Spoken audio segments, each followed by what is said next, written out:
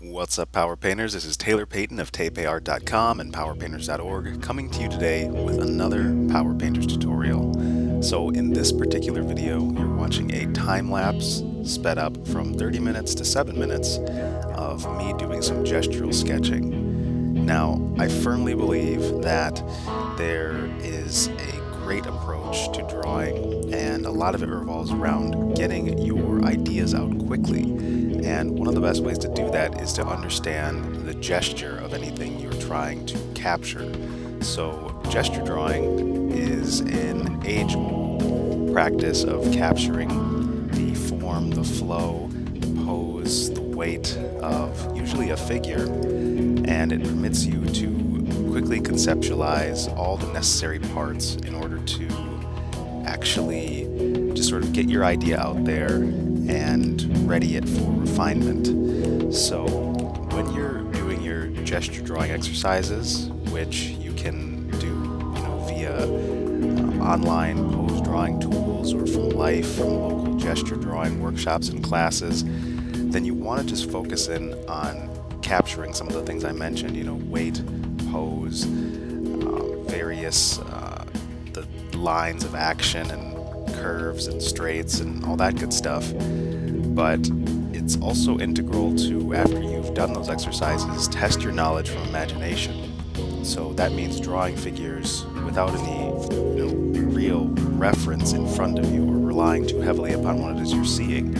Unless you're going for a strictly classically trained artist route, then I always recommend trying out the knowledge. There's the study and the application. So after you've gone to your gesture drawing class, or you've just finished your gesture drawing warm-up or exercise for the morning, then take a short break for your wrist or what have you, and then come back and try and do it from your imagination and close the gap between what you learned and what you're able to apply.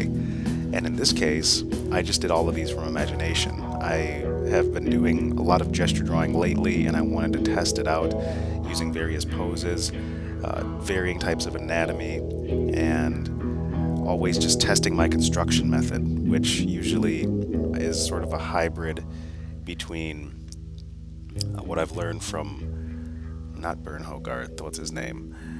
George Bridgman and Andrew Loomis.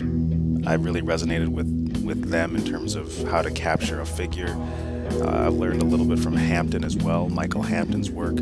All of these guys are phenomenal, some of which are no longer with us. Bridgman and Loomis are classic guys, so they're now late. Anyhow, gesture drawing is a really powerful way to get better, to increase the potency of your figures, to give you a basis for creating. When it comes to concept art or comic work or illustration, it's really helpful to be able to execute your ideas quickly, and this is a great way to do that. So I recommend trying to get in the habit for at least a month, 30 good days, maybe 28 because it's February if you want to get technical, and just see the incremental improvement and flow in your abilities over time, and you'll be really encouraged. At first it might be hard, you might only get a little bit of the figure, you might have some weird proportions or what have you, but in essence you're always moving forward as long as you're just keeping up your diligence and trying to improve little by little. Even 1% increments of improvement add up over time, and you'll be glad that you were able to stick with it at the core. So once you start really getting comfortable with this kind of exercise, you can start to have a little bit of fun, like I said, in terms of varying the body type. And now there's a pretty, ridiculously thick dude I'm drawing right now, very muscular, incredibly wide, and you really rarely see people with a build like this, much less somebody who's able to cultivate enough discipline to actually shape it in such a fashion. So it's really fun test this kind of stuff, and you see I'm using very similar poses each time, because then I cement that sort of concept art approach. If I want to generate some characters of varying body types, I'll have a go-to pose, the same way a musician has a go-to scale that they will play up and down, but they can still leverage that scale to create melodies. So it's the same for art, really. When you have a a set of skills or a set scale, quote unquote, that you've practiced for a while, you can sort of play around within that. And in this case, the gesture drawing exercises will give you that scale.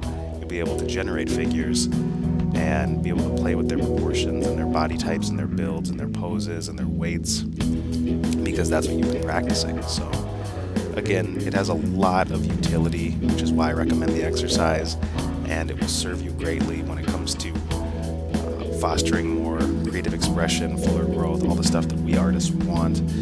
And it's just, a lot of fun, So give it a shot. If you like these kinds of videos and you would like a little more information on figure or gesture drawing, I have a blog post on powerpainters.org in the description box that will add even more information to this video that you're watching. It's only about 500 words, so it's real easy, real quick read. And for those of you who are not as familiar with information processing modalities and learning, some of us are better at reading, some of us are better at watching, but the more ways you can get the information into you, the quicker and better you will learn it. So definitely go and check out that blog post. And if you haven't already, sign up for the Power Painters mailing list, which is also in the description box, and at the end of the blog post as well, because then you'll be updated on stuff like this. You can also hit the subscription bell on the YouTube thingy, so you actually know when I upload something, and you can watch it right away and start to apply it and see gains in your art. So this has been Taylor Payton of tapeart.com and powerpainters.org. I hope you enjoyed this quick, fun lesson on how to augment your drawing prowess using gestural sketching, and I will be uploading more consistently, shorter and punchier videos to help you create a potent impact in your skill and creative development. All the good stuff, courses, tutorials, all sorts of pleasant Power Painters related things are available in the description box. So again, check that out and hit the subscribe button if you haven't. I'll see you in the next video. Take care, Power Painter, and happy creating.